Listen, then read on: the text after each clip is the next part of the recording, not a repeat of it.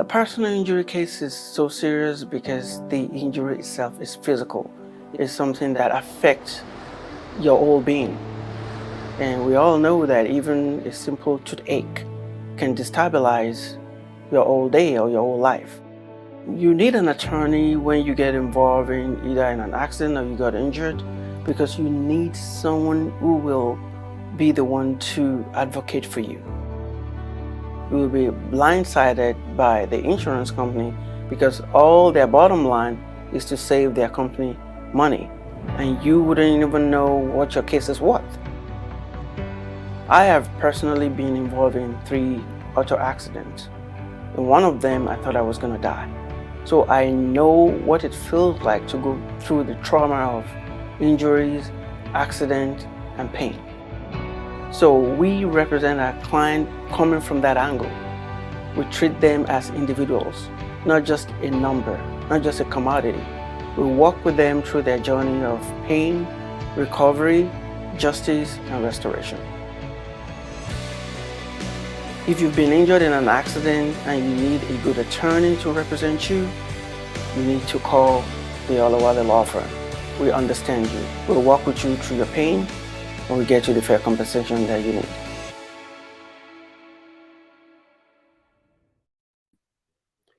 Welcome to this episode of Legal Angle with Emmanuel Olawale.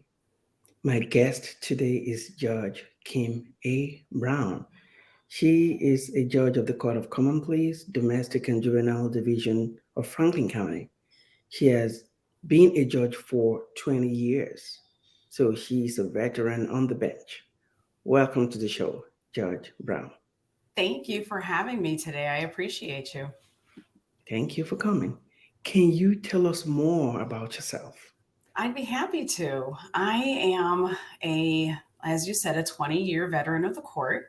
I am actually the most senior court judge in Franklin County, aside from the Honorable Judge James Green.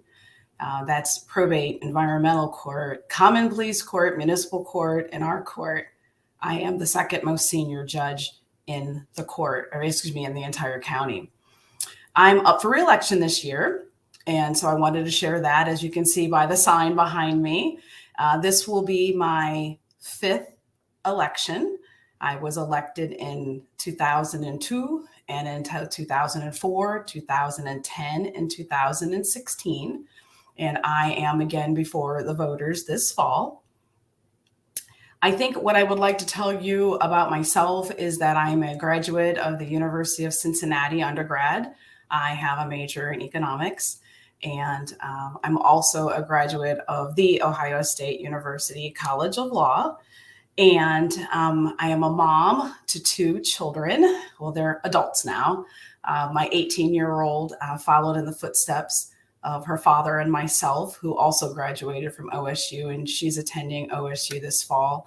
And our older daughter, who is 25, is a pandemic graduate, and she is an operations manager for Super Pedestrian, and she lives in the DC area.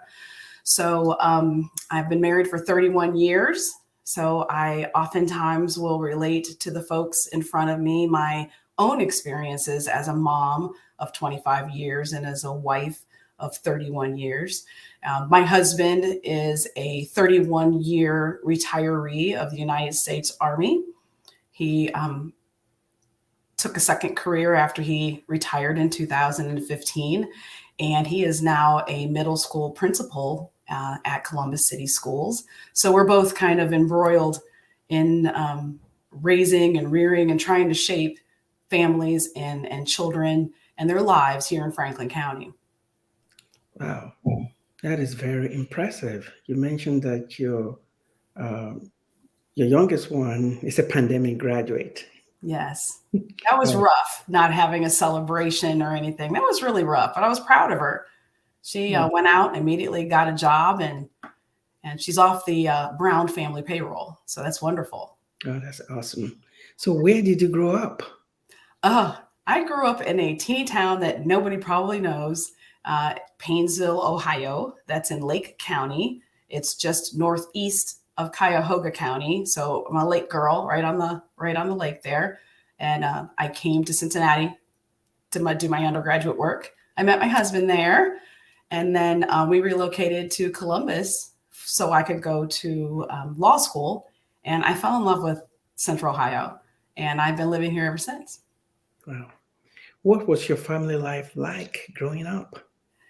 I would say pretty average blue collar. Both of my parents, well, my mother worked later in life when we were younger. I have four siblings. I have four brothers and no sisters biologically. I have some adopted sisters here in Central Ohio, but biologically, I have no sisters. And the five of us, we had a pretty middle class, blue collar experience. My dad was a contractor, and after her children were grown, my mom learned a lot from my dad as a contractor, and she became a Lake Metropolitan Housing Authority inspector. So she was the woman who would go out and say, "Hey, you need to fix that, and that's not safe for kids." And so she was quite accomplished in her own right. Wow. I guess you got that juice of taking care of family from her, because doing that has to do with looking out for people's families. That's right. She was also, when we were little, she was also a part-time bus driver. So, yeah, she has always been involved in kids. And believe it or not, she, on a part-time basis, again, once her kids were in bed, would do the second shift at Lake County Detention Center way back in the 60s and 70s. So, the sleepover shift, where you just had to kind of be there to be the 911 call. So it definitely came from her. Oh, that's awesome. And did you always know that you were destined to go to college? I did. I was pretty accomplished in high school. I went to the University of Cincinnati on a full ride scholarship. I went to Ohio State on a partial scholarship. I was always really good at school, not in school. I was a terrible child in school, but I was, academically gifted while I was there. What was high school like? Lake County, it's not real diverse.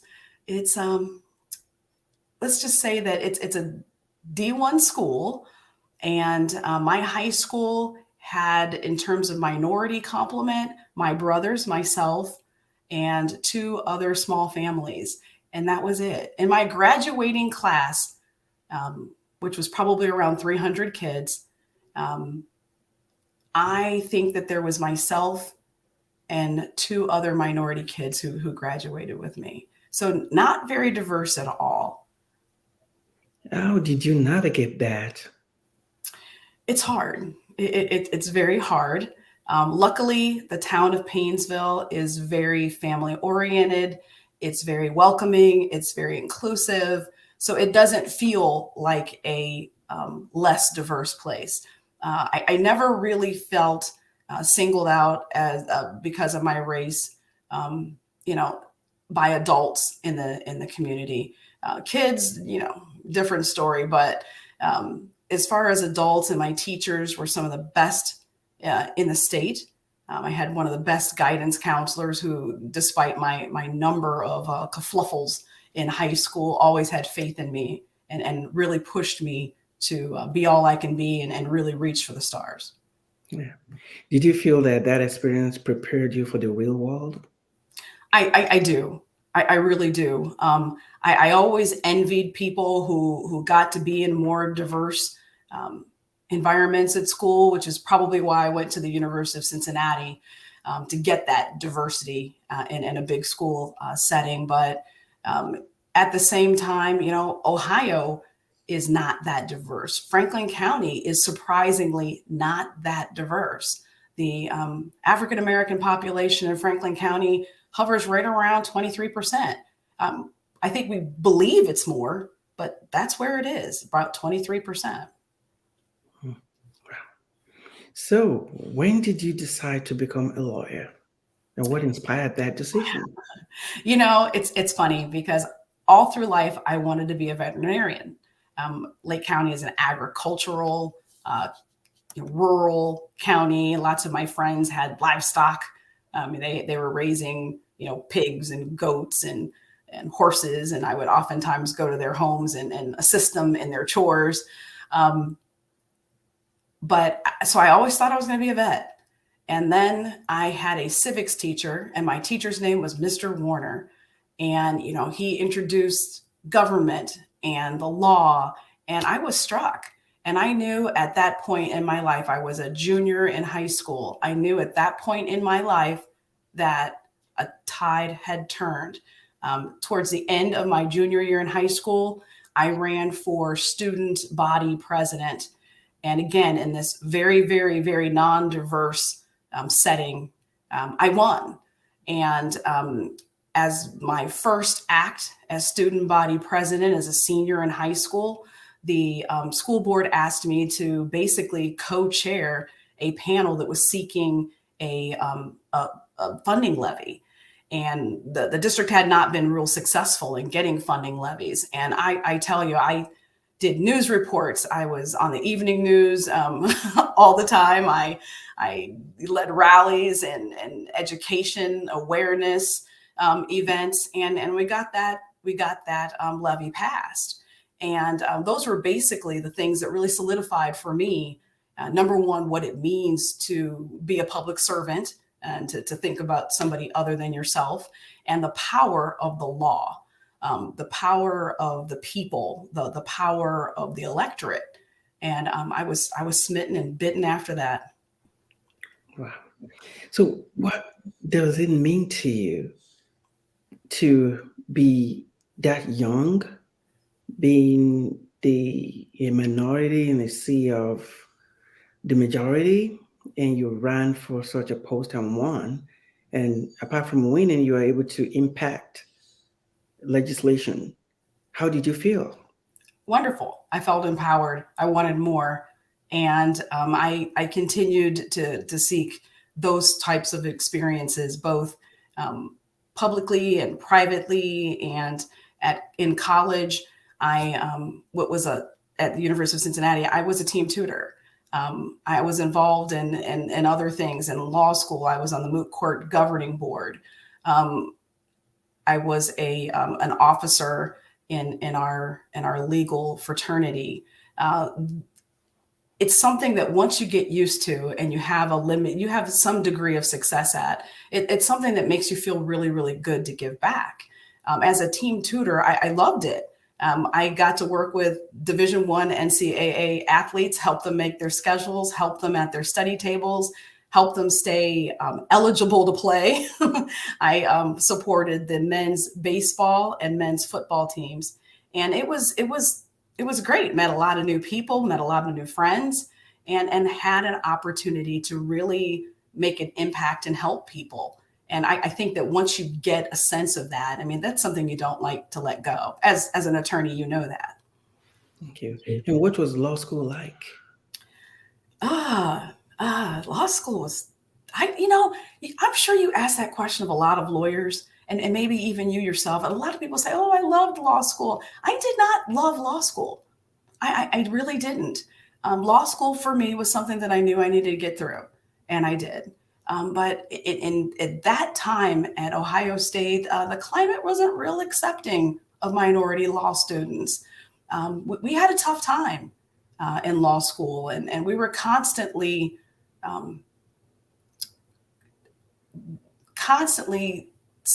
judged and thought of as less than, and should you really be here? I mean, did you really qualify to be at Ohio State, or should you be at a different lesser school? And my ACT and LSAT scores were tremendous. And still, I got that kind of question from my white counterparts at law school frequently. Not all of them, but definitely there was a handful who very strenuously and vocally disagreed that many of the Black law students at Ohio State in the early 90s deserved to be there, which was, was an uncomfortable experience at times. Yeah, I can relate, and I can understand. Did you feel the same thing as a judge, especially as a new judge? Well, not to the same degree. I will tell you that when I took the bench, I was 34, turning 35. And, like I said, I've been on the bench for 20 years. And at the time that I took the bench did not look the way the bench looks today. I thank Franklin County residents for understanding the need for diversity, particularly in our court. When I first came to the bench, I took the seat that was vacated by the Honorable former Justice Yvette McGee Browne. And she, at that time, when she was on the bench, I believe she was the only African-American, the first African-American on the domestic court bench, soon after joined by Judge Carol Squire. And then I came. Judge Squire was there only, I say, 4 or 5 years of my term. And for much of my term on the DRJ bench, I was the only African-American. And then we had others who joined us, Judge Jameson, Judge Hawkins, Judge Stroud. But for years, the bench in Franklin County was dominated by people who did not look like either one of us. Wow. And what was it like on the first day you took the bench? Scary. You do your swearing in, and they call it an investiture ceremony, but we know it as the swearing in ceremony. And, I had some very knowledgeable friends. My adopted sister, Sally, planned mine. And, they surround you with wisdom and with prayer and people who will impress upon you the weight of the job that you're about to undertake. And I think that when you first take the bench, I think that you just really feel like there's so much that's on your shoulders. You really begin to understand what it means to wear that black robe and to sit in front of people and to be mindful of how you present and to make sure that you are giving people their time and their due diligence and their opportunity to make mistakes and not feel bad about them. And it's just really weighty, and you get used to it. And of course, now I'm in my 20th year, and it's a lot easier than it was back then. Plus, I don't know if you know this or not, but Franklin County Domestic Relations and Juvenile Court is one of the few courts that's organized that way. Most courts are organized either juvenile probate or domestic relations. Of the 88 counties, Franklin County is the only major metropolitan county organized this way. Our next biggest court that's organized our way is Clark County in Springfield. No other major metro has undertaken to be a quote unquote family court and be able to offer the family all the services it needs. So that means that we are the busiest court in the state of Ohio because we're taking it all. We're taking everything from domestic violence to emergency custody orders to divorces, dissolutions, to child support enforcement, to kids that are having run-ins with the law, parents who are having run-ins with the juvenile aspects of the law. We've got it all. And so it makes for our court to be the busiest in the state. And that adds additional weight to the job. It has additional weight to the job. Can you tell us about the juvenile aspect of the court? What kind of cases do you handle as a juvenile judge? Sure. So we have a bunch of juvenile magistrates that assist us. We have 17. And juvenile magistrates handle preliminary hearings. They handle the lower level felony and misdemeanor cases. Some are brought up by the judges. Like, for instance, if the youth has a multitude of offenses and one including a bind over offense, which I'll explain in a second, then oftentimes the judge will just take it all. So we hear all of it. We also hear abuse, neglect, and dependency cases. And I think most people understand what child abuse is and what child neglect is. But with respect to dependency, it is the child abuse and neglect without the fault, meaning I can't provide for my child because I lost my job through no fault of my own. So we might be homeless and my child might be dependent, but I didn't do anything to cause the situation. We hear those cases. Those are the cases that are involved with children's services. We hear our crossover cases with Franklin County Child Support Enforcement Agency. And so the juvenile, and we also hear in the juvenile side of the house cases between parents who were never married, who are coming to us for guidance and orders with respect to their children. Yeah, thank you. The juvenile part of the court also handles, a youth offending when it Yes, comes to, even though they don't call it crime, but right, in the general sense, so people outside will call it crime. What is right. the difference between the juvenile aspect of the criminal law and the adult side? That's a great question. So to speak on bindovers, I mentioned that a bindover is when a child who is 14 years or older has committed an offense that rises to a certain level. And just to keep it simple, they're usually felonies of the first or second degree, such as aggravated burglary, aggravated robbery, rape, murder, things of that nature, kidnapping, or they commit an offense that has a weapon involved. They brandished it, threatened to use it, showed it, displayed it, pointed it at someone. Those cases come directly to judges. Magistrates do not do those cases. And the law is two-tiered. So there are discretionary bindovers where the court has the jurisdiction to look at the circumstances of the entire family and the entire child, his family history, his school attendance, and see whether or not we believe that child is amenable to remain in the juvenile system for his or her rehabilitation. And then there's also just mandatory bindovers. And in a mandatory bindover situation, if you are of a certain age and you are accused of committed and there's probable cause to find that you committed a certain level of offense, you automatically go to the adult court for your trial, regardless of whether your judge would prefer to keep it in juvenile court or not. So for instance, if you're 16 years old and you commit an offense that would be a felony if committed by an adult, and you had a gun on your possession, that is an automatic bindover. I can't keep that case in juvenile court if I wanted to. And so we will make the probable cause finding, which, for the viewers, probable cause finding, there are three basic burdens of proof in any criminal or quasi-criminal proceeding. And a juvenile proceeding is not a criminal proceeding. It's a quasi-criminal proceeding. We use a lot of the same lingo, we use some of the same statutes, but children in Ohio are not considered criminals. So there's probable cause and there's beyond a reasonable doubt. And in some cases, there's preponderance of the evidence standard for some evidentiary issues, but mostly we're dealing with beyond a reasonable doubt and we're dealing with probable cause. And when I say a probable cause hearing, that's not a final finding of guilt or innocence. What it is a finding that more likely than not, there's enough evidence that's been presented by the prosecutor for you to be believed to have committed that offense.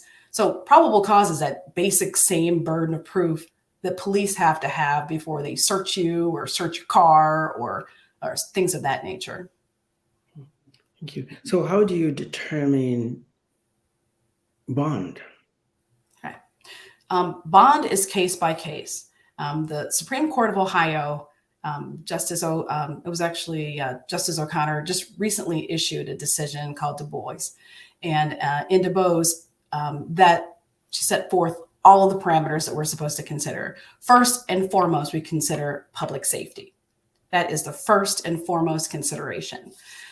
After that, we consider every other circumstance that's raised in the courtroom. That's why we have bond hearings. So every person and every side can argue their case. The prosecutor, the defender, sometimes the youth's family, sometimes the victim will want to speak. And then we consider everything and issue bond. I know that sometimes folks get frustrated with the dollar number associated. And one of the primary things that recent decision just came out in 2022 said is that, bond should not just be that rote exercise where everybody gets $1 million bond because, that sounds sexy that you got a $1 million bond or you issued $1 million bond. Bond must be reasonable. That's what's required in the Ohio Constitution. That's what's required in the United States Constitution. And that's the oath that every judge takes to say that they will only set reasonable bonds.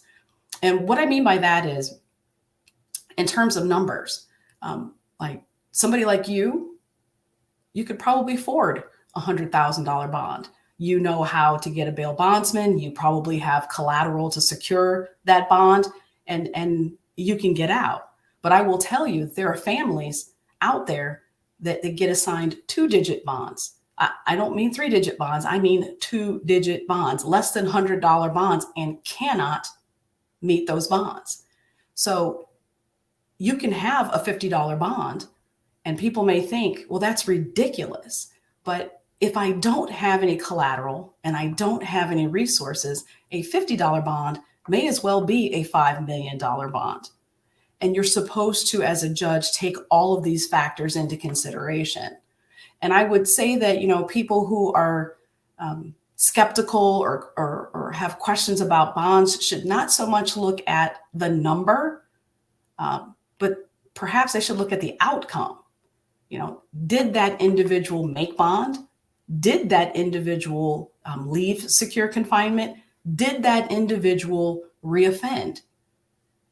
If none of those things happened, then I would say that the bond was probably an appropriate bond for the level of offense that was committed. Thank you. Do you consider the dynamics of the child's family? Oh, yeah, definitely. Some of the questions that we ask family members are, what level of supervision can you provide? We always want to know what day and time the offense happened. Because if it happened over spring break at 8:00 in the evening, I'm thinking one thing. But if it happened during the school day on Tuesday, I'm thinking something quite different. And if it happened at 3:00 in the morning on a school night, I'm thinking something even different than the other two scenarios that I posed to you. So I'm looking at the ability to supervise. I'm looking at the willingness to supervise. I'm looking at the willingness to consider an alternative placement for your child. If your child is beefing with the neighbors and falling in with kids in the neighborhood, and you have an aunt that lives in a different county, that's something perhaps you should mention, that perhaps the out of county aunt might be the better placement. Because and this is a fact that we struggle with in juvenile law. In adult law, you may or may not get out of jail, depending on what you did. But in Ohio, we have no juvenile life. People talk about it, but we don't have it. It doesn't exist. So that child is going to go home. And in most cases, the minimum sentence for a youth offender is 6 months at the Department of Youth Services, a serious youthful, a kid that commits a serious offense. 6 months at the Department of Youth Services. If there's a gun involved, it could be a minimum of 1, 2, or 3 years plus that minimum 6-month offense. If there's multiple charges can either run at the same time or they can run, one after the other. But in all cases, the child is ultimately going to be returned home to his or her family in his or her neighborhood. So we have to really be concerned with that balance between rehabilitation and incarceration when we're talking about kids. We want to put them in the best possible circumstances when they go home so that we don't see them again, at least not in this arena. Thank you. Is there a maximum length of time they can spend incarcerated? With the juvenile court, we lose jurisdiction after their 21st birthday. So if that is a 17-year-old offender, maximum 4 years with us. That's the maximum sentence that we can hand down. If it is a 14-year-old offender, well, then we have more time. How do you balance the age of the child with the length of incarceration? Well, again, most offenses have minimum sentences on them. And if you ever, take a look at any of our journal entries, we will assign the minimum and leave ourselves jurisdiction to go to the maximum. So unlike with adults where you have to pick a sentence, we don't have to. I can sentence you to the bare minimum plus time served in our holding facility, and then leave myself the jurisdiction based upon how you behave while you are in incarceration to add more time.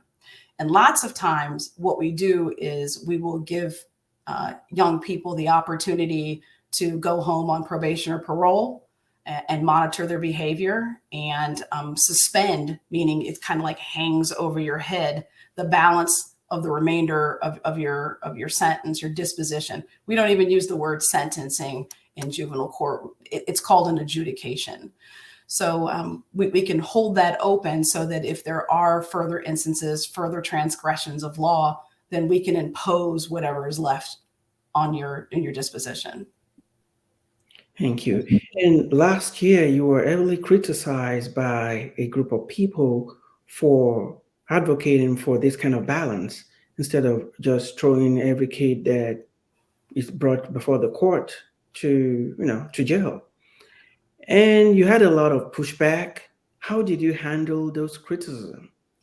Well, I try to do it mostly through education because the criticisms were in the pre-adjudication handling of kids, not the post. So we just draw a timeline. Okay, there's usually an arrest, and then there's a hold or release decision till you get to trial. And then once you get to trial, the statute pretty much takes over what happens to you after that. The criticism came in the pre-trial detention or release. And that continues to be a source of confusion for people. They're conflating lack of consequences with lack of pretrial hold. So, for instance, if God forbid you were to leave your office tonight, stop by the pub, have a drink or two, and pick up a driving under the influence charge, you, depending on how high you tested, you would be taken and arraigned, and you would be released, and you would be given a court date to come back. Unless you caused an accident where somebody was hurt, you are likely to be left on your own recognizance and trusted to come back to court for your time to get to have your trial and find out what your consequence was. People understand that when it comes to adults. They don't understand that when it comes to kids. In the American system of jurisprudence, everybody is innocent until they're proven guilty. And there's a lot of people who advocate that before somebody receives their trial, they should be automatically held as a youth. And there's quite a number of problems with that. So to answer your question, we have had a series of meetings with the community starting way back in August of 2020 with trying to emphasize the difference between consequences which come after you've had your trial and pre-trial detention, which is a discretionary thing that we have to balance and we have to weigh it out, and to explain how we do that. And in short, we do it by a number of ways. First thing I would point out is Franklin County is a county of 1.3 million people. Franklin County has roughly 300,000 children. We have 132 beds in our holding facility. And that's all it is, pre-trial holding. That's not where you serve your time after you're adjudicated. It's just for pre-trial detention. And we only detain those kids who pose serious risks. So there has been a string of car thefts, and with various outcomes of car thefts. And while I'm not allowed to talk about specific cases, I will tell you that many of the kids who commit those level of offenses are held. But those who are particularly young, first-time offenders, acting under the influence of older people or older children, many of them are not held. Many of them are outfitted with EMD or supervision or instructions to parents, and they're released pending their trial. It doesn't mean that they're not going to have a trial. It doesn't mean that they're not going to be held accountable. It's just, where do they sit and wait until that trial happens? And I will tell you that we have a pattern of holding kids if we trust them to be out there and act accordingly. And for whatever reason, for whoever's fault, it doesn't happen, then yeah, you're probably going to be sitting with us. I can tell you, of the 132 beds that we have today, we have 2 available beds at this moment for males, because we have to reserve some for females. 2 available beds.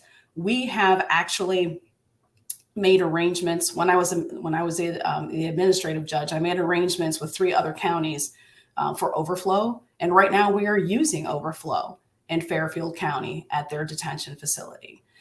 We will hold anybody that we think poses a public safety risk, but those who we believe can be managed by their parents, or those who we believe can be managed with an ankle monitoring device, we're going to probably give that child an opportunity to show us that he or she can be a responsible citizen.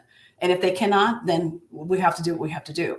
But that's where a lot of the criticism came in, that people in the community were getting confused. In fact, I help with a program. I actually brought the program with a couple other people to Franklin County called TAPS. It stands for Teen and Service. Okay, let me do it again. TAPS, Teen and Police Service Academy, excuse me. We brought it here in 2014. We rolled it out to middle schools in 2017. And the court paid for that program through 2014 to be available for Columbus school kids and middle school and high school from 2014 all the way to 2021. The Columbus Division of Police just this year put it on their payroll. But this summer, I actually was at the summit at the police academy walking through, and I overheard a police officer telling a group of kids that, yeah, you can commit these crimes and there's no consequences. You can do these things and nothing's going to happen to you. You probably just go back home and nothing happens. And of course, I interrupted and said, excuse me, that is not true. If you commit an offense in Franklin County, you are going to be held accountable for it, and there will be consequences. Now, because of COVID, have the dockets moved a little slower? Yes, they have. Do we have a little bit more logjam at our detention center? Yes, we do. But that does not mean that you're not going to be held accountable. And people conflate the 2 concepts, that they were arrested, they were prelims, which is the equivalent to an adult arraignment, and that they were released with conditions. People see this youth and say, oh, well, there was no consequences.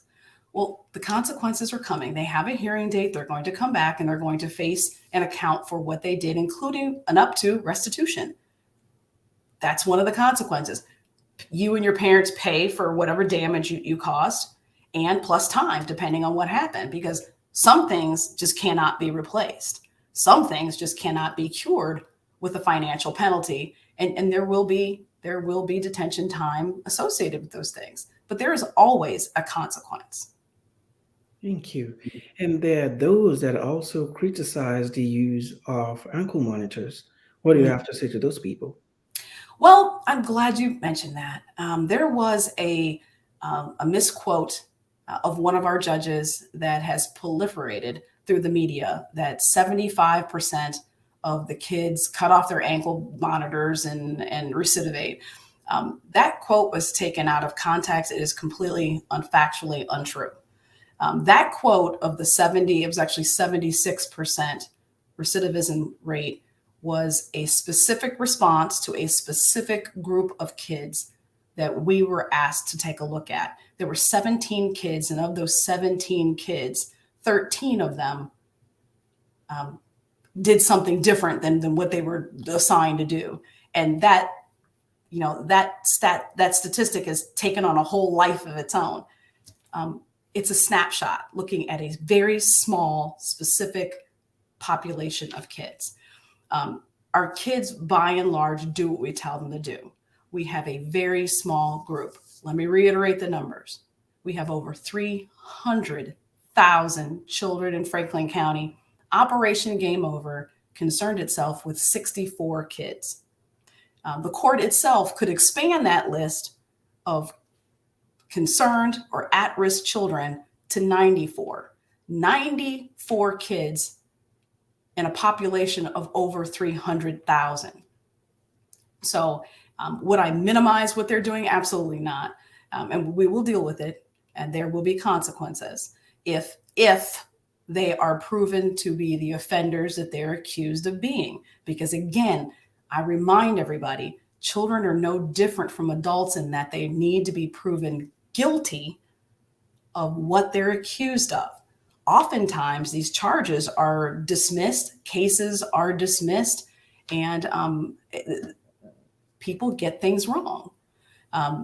But to the extent that kids are recidivating, meaning doing the same thing, we took a deep dive study just 2 weeks ago of 94 kids who were involved in thefts involving autos, and we saw extremely small numbers with respect to recidivism rates, kids who were repeat offenders. So again, not to minimize, because even 94 is too many. But what I will tell you is that we have a collective and a regular community conversation that we call the Juvenile Justice Community Planning Initiative. And we meet quarterly to talk about these issues and to collaborate about how best to address those issues. And let me just tell you who's at the table so that you know how comprehensive this ongoing conversation is.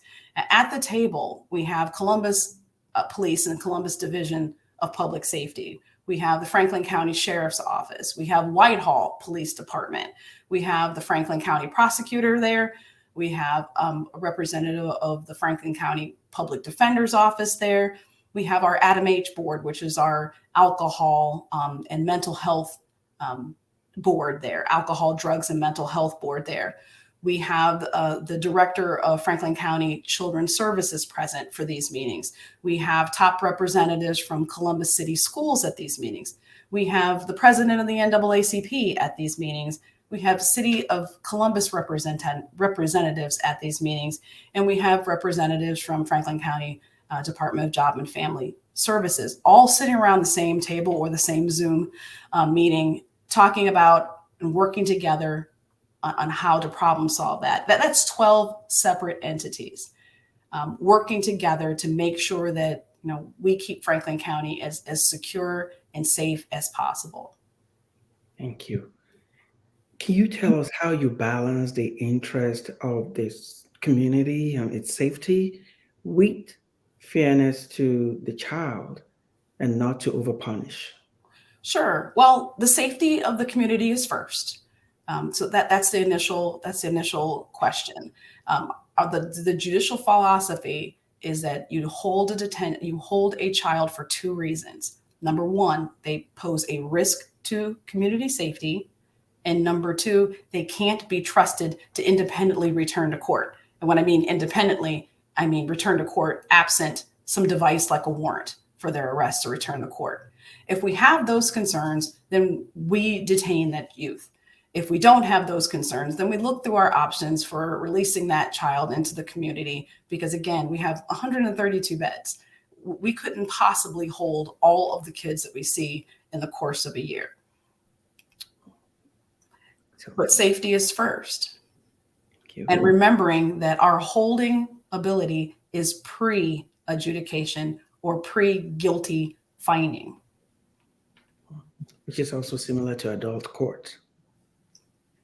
That's what it's supposed to be. And we all know that there's some problems. There's some problems on the adult side. And so we shouldn't be surprised that there's some problems on the juvenile side. And of course, the juvenile side is complicated because they're kids. And we all know that, number one, any day spent in detention threatens a child's ability to graduate, to maintain contacts with home, to mix and mingle with peers who have greater and more vast criminal knowledge and expertise. So what do you have there? You have a kid that learns to be a better criminal. You have a kid who gets, roped into or recruited into gang activity while they're in detention.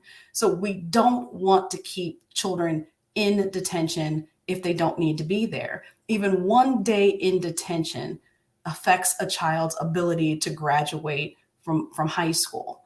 And if you don't graduate from high school, or if you get so disassociated with your routine, your pro-social activities, your schooling, then it just pushes you further into the system. And those are the kids that we see being involved in the system as adults. And that's what we're trying to prevent. That's what we're trying to disrupt, that cycle. Thank you. Do you notice, is there a correlation or a nexus between poverty and some of the kids that you see in your courts? Yes. I'm going to refer to data because we also are a court that has taken a pledge to be data-driven, not knee-jerk reaction. So we look at our data. We have an entire department of court personnel that does nothing but give us data about what we're doing and what our outcomes are so that we can make better decisions. And one of the data points that we have actually came from one of our partners through the JJCPI, the Juvenile Justice Community Planning Initiative that I told you the 12 members of, and it came from Children's Services. They did a study just recently, within a few months ago. They identified 64 kids who, in this period of the pandemic, have what we call our crossover youth, meaning they started out through Children's Services and they wound up at the juvenile court.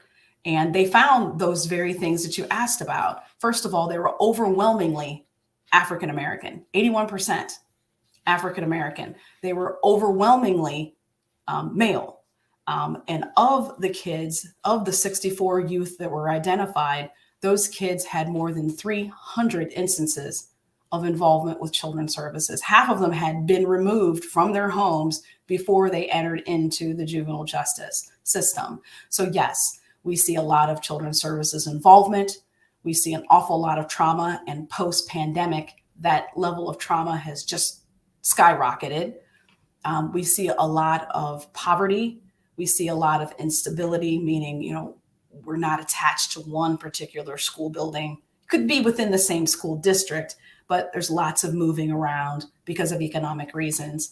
And then we see a degree of family members who were affiliated with the system in some way. And those are the kinds of cycles that the courts, programs, and services aim to disrupt.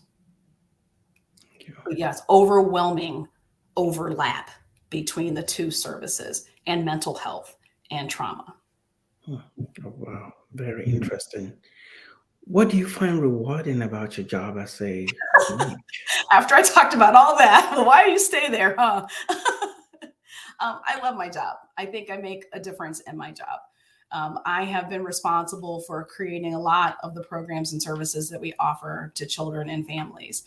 As I stated, I worked with Columbus Division of Police and Dr. Chanel Jones at Franklin University to bring the TAPS program to the city schools. We created the police-initiated diversion program to give police officers an opportunity to disrupt before, at the first call. Our diversion services are aimed at misdemeanor level offenses and status offenses. In other words, that first time that a frustrated mom calls the police on her child for whatever, it's not a serious offense at that time. Our diversion services are geared to intervene at that time. And if used properly, they can be a very effective tool. We have a lot of use from Whitehall. We have a lot of use from other police departments in that.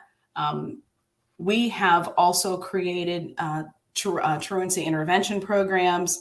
I've created Project Faith, which is a faith-based program where the court actually gives small grants to faith-based organizations.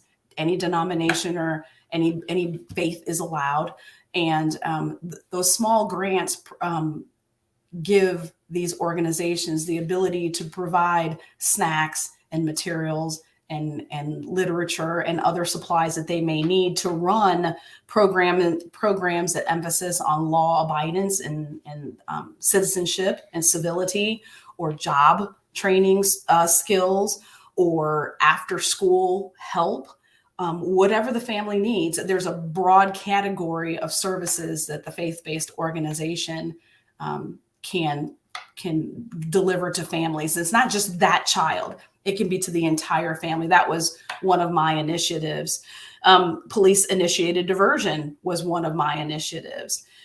But aside from the things that I've created, we have the court restitution program. We have community justice circles, so victims can make amends, so offenders can make amends to their victims. We have misdemeanor services, which is a team of people that is particularly focused on kids before they're adjudicated or found guilty to have done anything. We work extensively with Job and Family Services on something called FSU, or the Family Stabilization Unit. So when we bring you in for that preliminary hearing and we're asking questions about, what's going on with you, what's going on with your family, and you're telling us things that smack of socioeconomic issues, poverty issues, mental health issues, resource issues, we can pair you up with Job and Family Services at juvenile court and help you get your rent paid, help you get your lights turned back on, help you get appropriate furniture for your children. One of the other things that I created was Court Ride. And Court Ride, again, is funded.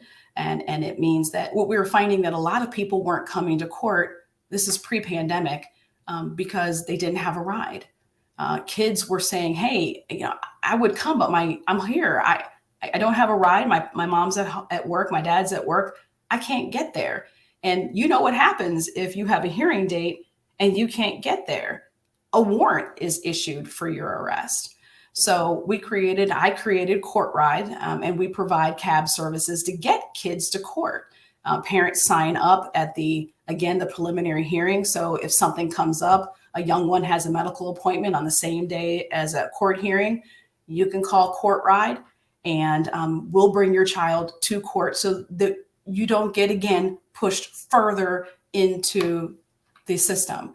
So I have really enjoyed over my years using my knowledge and my expertise, 20 years on the bench, to keep abreast and keep ahead of the things that we need to do to help our families. And we're still challenging ourselves, and we're still pushing ourselves. The system's not perfect.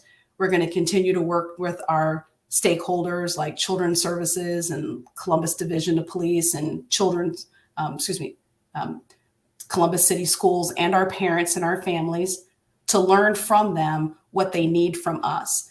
Because, 94 kids, Emmanuel, just imagine 94 kids are the root of the issues in Franklin County. So those 12 stakeholders that I listed out, if we each adopted, 8 families each, and just committed to providing their needs, regardless of what it is, whether, lack of supervision or lack of internet connection or too much internet connection or anything.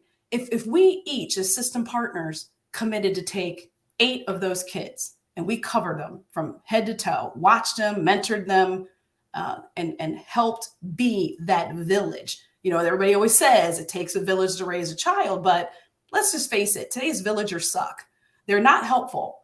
And we're not doing what we need to do as a community in collaboration to shore up these families. So if you imagine the 12 stakeholders, each adopting a family or each adopting 8 families, theoretically, we could wipe out crime, juvenile offending in Franklin County. And those are the kinds of ideas and proposals that keep me really wanting to come back and keep me really wanting to keep pushing so that we can get back to pre-pandemic days. Because although we have 2 available beds of 132, plus the ones that we're borrowing in Fairfield County right now, before the pandemic, our average daily population at our holding facility averaged around 55 kids. So just the pandemic alone, the disruption to work, the disruption to the labor market, the disruption to school, everybody being forced to do everything via Zoom, that lack of human connection and that lack of connectedness to pro-social activities for our children was disastrous. It's nobody's fault. Nobody volunteered COVID-19 to sweep America. But the reality is, if you take a snapshot in March of 2020 of who was in our juvenile intervention center, which is our holding center, the population was between 55 and 60 kids. And they were, 55, 60 kids who we as judges felt needed to be there based upon the level of risk that they pose to the community. And now we're nearly tripling that post-pandemic. It's going to take us a minute to recover, but we will. And I'm optimistic and I'm dedicated to making sure that we do. Thank you. You mentioned that it takes a village to raise a child. And during the pandemic, the village was in trouble. So it's understandable. And in 2002, you were appointed by Governor Taft. Right. The bench. Yes. He was a Republican. He was, and I was too. Yeah, now you're running as a Democrat. I am. What changed? That's a loaded question. Okay, again, let me remind you that judges are apolitical creatures, and we don't have the full First Amendment rights that everybody else does. So I'm going to try to answer your question and remain true to the oath and to the rules of professional responsibility for judges. I will tell you that I left the Republican Party in December of 2020, so almost 2 years ago. And I just felt that the Republican Party no longer aligned with my values as a woman, as a mother, as a minority person of color. And I felt that I could no longer carry that banner as an elected official. And so I redesignated myself as a Democrat, and I sought the Democratic endorsement and won that Democratic endorsement. And if you follow Central Ohio politics, you will know that that's not an easy thing to do. Many people ask to be endorsed and they don't get endorsed. And for this election in particular, I have continued to carry the endorsement of labor. I've continued to carry the support of the Baptist Pastors Alliance of Columbus and vicinity. I have continued to have a 5-star rating from the Columbus Bar Association because people know that I'm not a political person. I'm about my job. I am dedicated to doing what I need to do and what I pledge to do for the families and the children of Franklin County. But I feel that the Democratic Party more closely aligns with my values, and that's why I sought their endorsement. And you'd have to ask them, but I'm assuming that they felt that I was closely aligned and the way I carry myself and my priorities were closely aligned to their values, which is why they afforded me the endorsement. Thank you.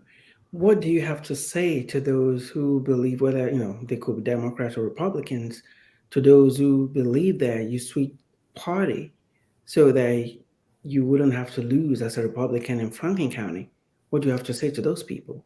I would say that even as a Republican, and this is all information that can be verified, I have always done extremely well in the city of Columbus, which has been Democrat controlled for years, decades, because of who I am and what I do, my community engagement, my level of dedication to children. I have won the city in every election that I can recall as a judge, I have won the city proper. I have always been more of a centrist and a moderate, And I think that independent voters have historically supported me. I think Democratic voters have historically supported me. I think Republican voters have historically supported me. I have never won election by less than 10 percentage points. Never. So I feel that regardless of party, because I think that most people don't really want their judges to be super political and super affiliated with one side or the other. And there's actually more than two parties here in Franklin County. But I don't think that people want that from their judges.